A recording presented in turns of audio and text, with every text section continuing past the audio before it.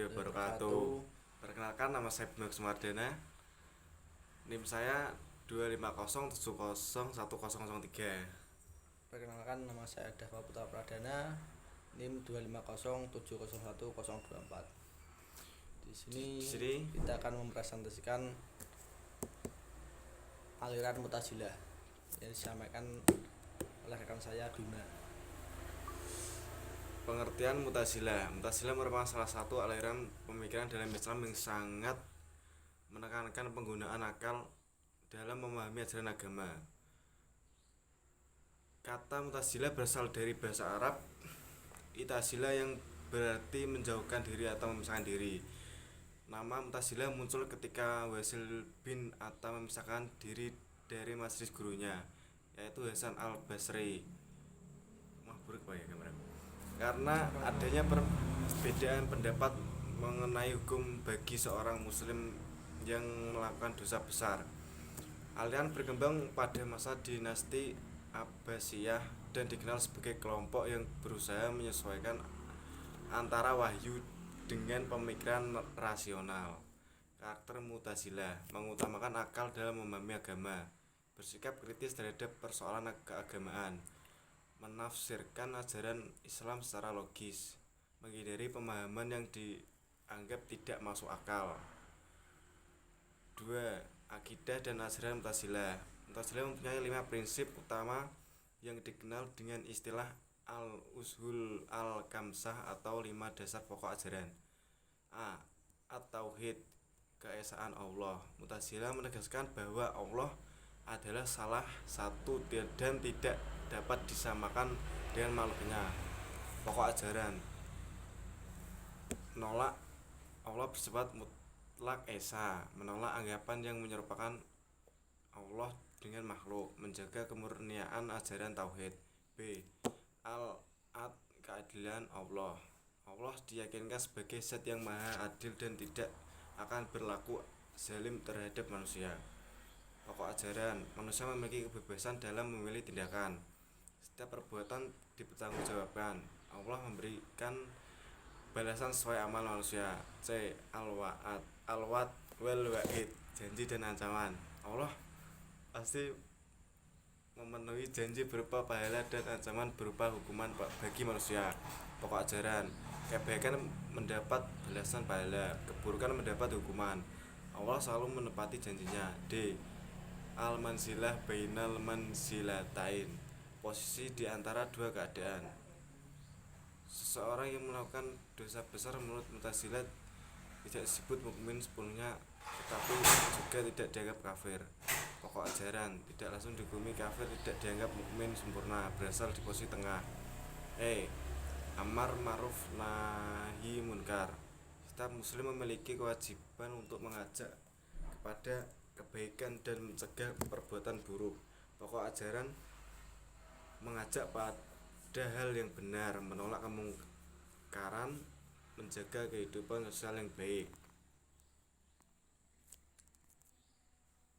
Ini bangun. D. Aliran Wahabi. Satu pengertian sejarah kemunculan Wahabi. Wahabi merupakan gerakan pembaruan Islam yang muncul wilayah Najd, Saudi Arabia pada abad ke-18. Gerakan ini dipelopori oleh Muhammad Ibnu Abdul Al-Wahhab dengan tujuan mengajak umat Islam kembali kepada ajaran Al-Quran dan Sunnah berdasarkan pemahaman generasi awal Islam. Kemunculan didorong oleh pandangan bahwa pada masa itu banyak praktik keagamaan dianggap menyimpang dari ajaran Islam asli. Tujuan gerakan Wahabi: yang pertama, mengembalikan kemurnian ajaran Islam. 2. Menolak praktik bid'ah. 3. Menegakkan tauhid secara murni.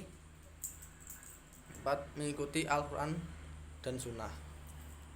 Yang kedua, siapakah Muhammad bin Abdul Wahhab? Muhammad bin Abdul Al-Wahhab adalah seorang ulama yang lahir di Najd pada tahun 1703. Ia dikenal sebagai tokoh yang menyerukan pembaruan dalam Islam dengan menekankan pentingnya menjaga kemurnian tauhid. Beberapa hal yang dikritikkan antara lain: 1. Ziarah kubur yang dianggap berlebihan, meminta pertolongan kepada selain Allah, tradisi keagamaan yang dianggap tidak sesuai syariat. Beliau kemudian bekerja sama dengan Muhammad bin Saud sehingga gerakannya berkembang lebih luas. Adapun perannya yaitu pelopor gerakan Wahabi, tokoh pembaruan Islam, penyebar dakwah pemurnian akidah. 3. Pantaskah disebut Aswaja? Aswaja atau Ahlus Sunnah wal Jamaah merupakan kelompok Islam yang mengikuti ajaran Rasulullah SAW dan para sahabat dengan pemahaman yang seimbang. Muncul perbedaan pendapat mengenai apakah Wahabi termasuk sebagai dari Aswaja. Yang pertama, Ahlul Atsar, kelompok tekstual. Kelompok ini memahami agama dengan berpegang langsung pada Al-Quran dan Sunnah. Ciri-ciri mengutamakan dalil yang jelas, mengikuti pemahaman ulama salaf, tidak banyak menggunakan penafsiran rasional. Pendekatan ini sering dihubungkan dengan pemikiran Wahabi. B. Al-Nazar wa al-Ahl, kelompok rasional. Kelompok ini memahami ajaran Islam dengan menggunakan pendekatan akal dan ilmu kalam. Ciri-ciri yaitu menggunakan logika dan memahami akidah, menjelaskan agama melalui argumentasi rasional, menyeimbangkan antar akal dan wahyu. Pandangan ini berkembang dalam tradisi teologi seperti Azhari School dan Maturidi School. C. Sufiyah. Sufiyah adalah kelompok yang menekankan pendekatan spiritual atau tasawuf dalam beragama. Ciri-cirinya yaitu fokus pada kebersihan hati, mengutamakan pembentukan akhlak, mendekatkan diri pada Allah melalui ibadah dan spiritualis. Dalam beberapa pandangan, praktik tasawuf tertentu kurang diterima oleh kalangan Wahabi. 4. Wahabi dan kelompok-kelompoknya di Indonesia. Istilah Wahabi merujuk pada proses penyebaran pemikiran Wahabi di berbagai wilayah termasuk Indonesia. Penyebaran tersebut terjadi melalui pendidikan di negara Timur Tengah, buku dan literatur keagamaan, dakwah digital dan media sosial, lembaga pendidikan Islam tertentu. Kelompok yang sering dikaitkan dengan penyebaran pemikiran tersebut antara lain gerakan Salafi, komunikasi dakwah pemurnian akidah, kelompok yang menekankan kembali pada Al-Quran dan Sunnah. Tujuannya adalah memurnikan ajaran Islam, menghapus praktik ibadah, menjalankan ajaran sesuai sunnah Nabi. 5. Doktrin ajaran Wahabi. Ajaran Wahabi berfokus pada pemurnian akidah serta usaha menghilangkan praktik yang sanggup menyeimbangkan. Praktik yang sanggup menyimpang. Pokok ajaran utama yaitu menjaga kemurnian tauhid, menegaskan bahwa ibadah hanya ditujukan kepada Allah semata. B. Menolak bid'ah, menolak amalan yang dianggap tidak memiliki dasar dari Nabi Muhammad SAW.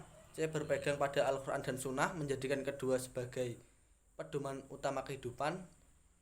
D. Mengikuti gerakan salaf, meneladani pemahaman sahabat tabi'in dan tabi'ut tabi'in. E. Menolak pengagungan berlebih, tidak membentuk kultus terhadap tokoh agama. F. Menjaga kemurnian akidah Islam, menghindari segala praktik yang dianggap merusak tauhid. Kesimpulan, Mu'tazilah adalah aliran Islam yang menekankan penggunaan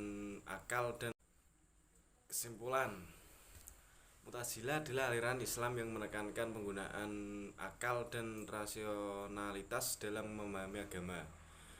Sementara Wahabisasi merupakan gerakan pembaruan Islam yang berfokus pada pemurnian ajaran berdasarkan Al-Quran dan Sunnah. Kedua aliran tersebut memiliki pendekatan yang berbeda, namun sama-sama berperan dalam perkembangan sejarah pemikiran Islam. Terima kasih, sekian presentasi dari kelompok kami. Ada kurang lebihnya, saya dan rekan saya minta maaf. Terima kasih.